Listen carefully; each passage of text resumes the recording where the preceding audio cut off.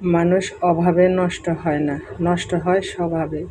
অভাবে মানুষ ঘুরে দাঁড়ায়, কিন্তু স্বভাব নষ্ট হলে সে মানুষটা আর ফিরে আসে না।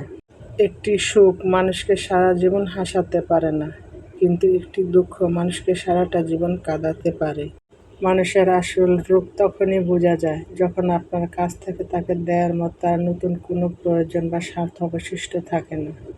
যতক্ষণ আপনি তাদের আবদার মেটাতে পারবেন, ততক্ষণ আপনার চেয়ে ভালো মানুষ এই দুনিয়ার কেউ নেই। স্বার্থ ফুরলে মুখোশটা খসে পড়ে। আসসালামু আলাইকুম এভরিওয়ান, কেমন আছেন আপনারা সবাই?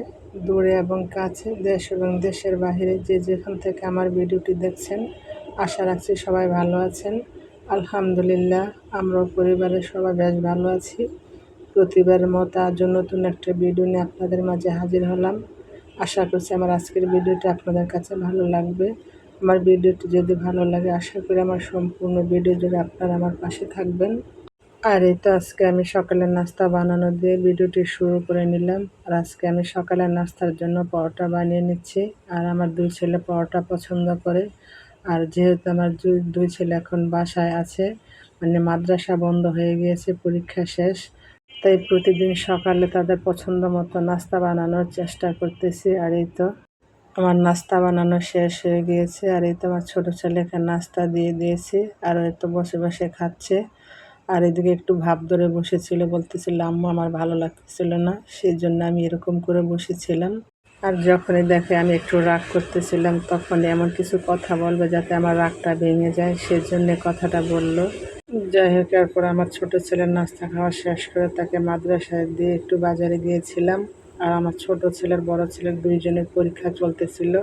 আর ছোট ছেলের পরীক্ষা সকাল 8টা থেকে 9টা পর্যন্ত, 1 ঘন্টা। এর মধ্যে আমার ছোট ছেলেকে মাদ্রাসায় দিয়ে একটু বাজারে গিয়ে বাজার থেকে এগুলো নিয়ে তারপর আমার ছোট ছেলেকে বাসায় নিয়ে আবার চলে এসেছি।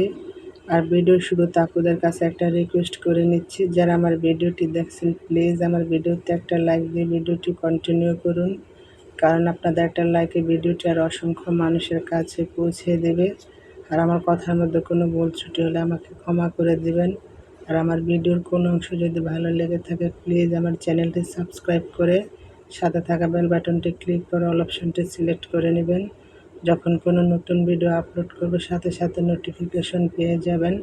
তখন সময় সুযোগ করে আমার ভিডিওটি দেখে নিতে পারবেন। আর যারা অলরেডি কাজটি করে নিয়েছেন, সবাইকে অসংখ্য ধন্যবাদ। যাই হোক, তারপরে তো সংসারের কাজে লেগে পড়েছি। এই তো আমার বেডরুমের পুরো ফার্নিচারগুলোকে মুছে পরিষ্কার করে নিচ্ছি। আর এগুলোকে প্রতিদিনই আমি মুছে পরিষ্কার করে নিই, তারপর অনেক ধুলাবালি জমে যায়। আর এই সমস্ত ফার্নিচারের মধ্যে একটু ধুলাবালি পড়লে কালো দেখা যায়, তাই প্রতিদিনই মোছা লাগে। আর অফ ক্যামেরায় কতবার যে এগুলোকে মুছে পরিষ্কার করে নিই। যাই হোক, তারপরে তো আমার বেডটাকে সুন্দর করে ঝাড়ু দিয়ে বিছানার চাদরটাকে বিছিয়ে নিলাম। আর সারাদিন কত শতবার যে বিছানাটাকে ঝাড়ু দিই, কি বলবো। আর আমার দুই ছেলে এখন বাসায় আছে, তারা দুই ভাই মিলে সারাটা দিনে বিছানার উপর উঠে অনেক লাফালাফি করে, খেলাধুলা করে, কিন্তু তাদেরকে বললে শোনে না। কিন্তু যখনই অগোছালো দেখি, তখনই আমি সাথে সাথে এটাকে ঝাড়ু দিয়ে টান টান করে পরিষ্কার করে নিই। আর আমার বিছানা অগোছালো থাকলে একদমই ভালো লাগে না। আর যেহেতু আমার ডাস্ট অ্যালার্জির সমস্যা, আমি সারাদিনই বিছানা ঝাড়ু দিই।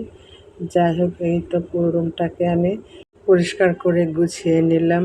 রুমগুলো যদি এভাবে গুছানো পরিষ্কার থাকে, তাহলে নিজের কাছে দেখতে খুবই ভালো লাগে। আর চাই সারাটা দিনে আমার রুমগুলো এভাবে গুছানো থাকুক, কিন্তু বাচ্চার জন্য পারি না। কতক্ষণ পরে তো রুমগুলোকে আবার অগোছালো করে ফেলবে। যাই হোক, কী করার আছে, ছোট বাচ্চা থাকলে এরকমই করে, কারণ তারা তো আর বাইরে যেতে পারে না।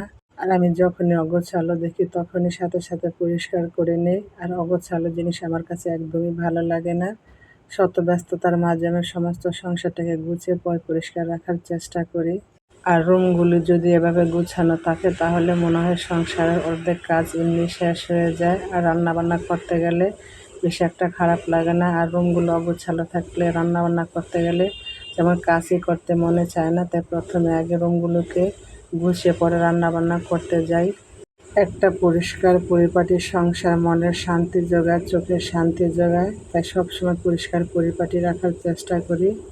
যাই হোক, ভিডিওটি ভালো লাগলে লাইক কমেন্ট শেয়ার করে দিবেন। আপনাদের একটা লাইক আমাকে নতুন দিনের একটা ভিডিও তৈরি করার উৎসাহ যোগায়। আর অনেকে আছেন ভিডিওটি দেখেন কিন্তু ভিডিওতে লাইক দিতে ভুলে যান। প্লিজ হার্ডলি রিকোয়েস্ট রইল, ছোট্ট করে আমার ভিডিওতে একটা লাইক দিয়ে দিবেন। আপনাদের জন্য অনেক কষ্ট করে একটা ভিডিও বানাই, আর একটা ভিডিও বানাতে অনেকটা কষ্ট হয়। সংসার সামলে, বাচ্চা কাচ্চা সামলে ইউটিউবে ভিডিও ছাড়া কতটা কষ্টের ব্যাপার। তাই আমার কষ্টের কথা বিবেচনা করে আমার পুরো ভিডিওর অংশ জুড়ে থাকবেন। কেউ ভিডিওটি টেনে টেনে দেখবেন না, হয়তো দেখতে ভালো লেগে যেতে পারে, আর ভালো লাগা থেকে ভালোবাসার সৃষ্টি হয়ে যেতে পারে। আর অবশ্যই ছোট্ট করে সবাই একটা লাইক দিয়ে যাবেন, কারণ লাইক দেখলে মোটিভেট হয়ে নতুন ভিডিও বানানোর আগ্রহ বাড়িয়ে দেয়। আর আপনাদের একটা লাইকে ভিডিওটি একটা শেয়ারের কাজ করে, ভিডিওটি আরও 10জন মানুষের কাছে পৌঁছে দিতে সাহায্য করে। যাই হোক, এরপরে এই তো বিরিয়ানি রান্না করে নিলাম, আর এটা হলো শুক্রবারের ভিডিও। সময় ও ব্যস্ততার কারণে এখন আগের মতো ভিডিও দিতে পারি না। 2-3 দিনে ভিডিওটা একটু একটু ক্লিপ নিয়ে তৈরি করে নিয়েছি। এখন সময় সুযোগ করে ভিডিওতে ভয়েস দিয়ে দিলাম। এরপরে এই তো আমার 2 ছেলেকে নিয়ে একটু ঘুরতে গেলাম, আর ঘুরতে যাওয়ার পর আমার 2 ছেলে বলতেছে আমরা ফুচকা খাবো। আমার 2 ছেলের জন্য 2 প্লেট ফুচকা অর্ডার করলাম, আর আমি খাইনি। আমার কাছে এখন একদম ফুচকা ভালোই লাগে না।